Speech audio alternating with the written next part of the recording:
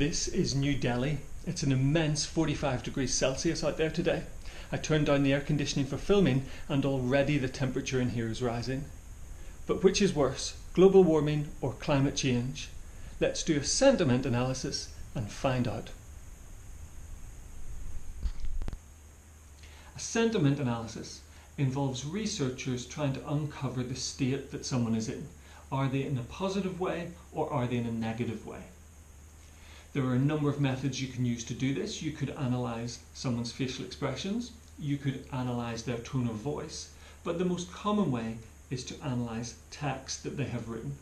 And usually you have a computer automatically do a sentiment analysis. So today the most common form is having a computer assess social media posts on Twitter or YouTube or something similar to assess if the person who wrote the post is feeling positive or feeling negative. Now, someone has done that looking at the terms climate change and global warming. Maurice Lineman and colleagues have published in PLOS ONE. I'll put a link down at the bottom and you can read this paper for yourselves. But they have found that people are more positive towards the term climate change than they are towards the term global warming. And researchers can use that to work backwards and try to develop some sort of ideas about why that might be.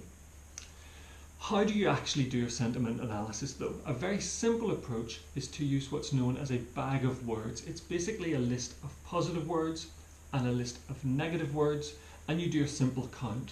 So you assess a tweet, for instance, and count the number of positive words from the list and the number of negative words from the list. And if there's more positive than negative words, then we would assess that the person is feeling positively. Now there are a number of problems with this. We might assess a tweet that has the word great in it, but perhaps the tweet says that they are not great, or they are not feeling great, or they never feel great, or they haven't felt great this week. So to properly do a sentiment analysis involves not just counting words, but looking at the context of those words, so assessing the words around the phrase that we are interested in, around the comment that we are interested in. And this can get quite complicated. So imagine trying to assess the tweet, "I don't know if I'll ever feel great again," or "I'm not sure I was feeling great last night, but maybe I am now." So is that a positive or is that a negative? And it can be quite challenging for a human to untangle tweets and texts that have a lot of negatives in them, don'ts and no's and nevers and things like that.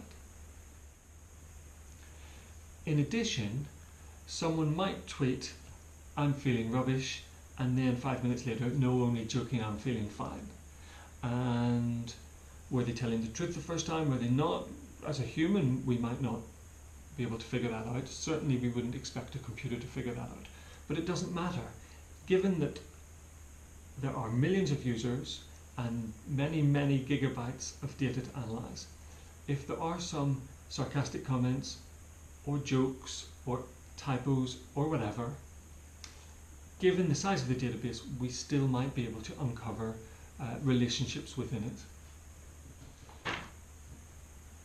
Now, why would you do a sentiment analysis? Businesses would do sentiment analyses of customer opinions towards their products.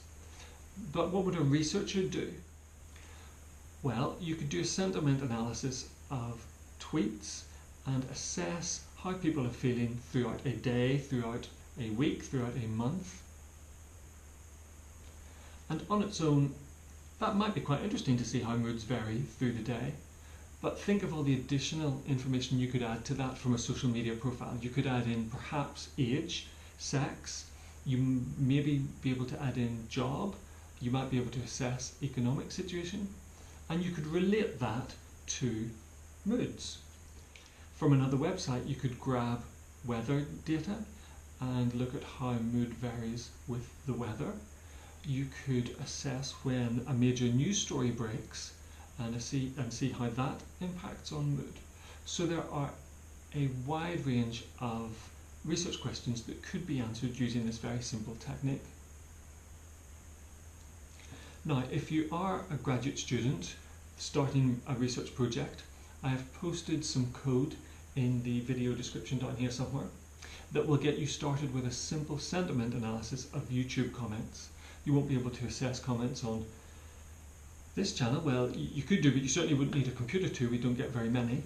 But you could assess comments on your favourite videos, and the code will take about an afternoon to get up and running, and to actually do a sentiment analysis properly for your PhD research or for your own research would probably take 6 months to a year to get to grips with this. So good luck with that, and there it is. That is a sentiment analysis.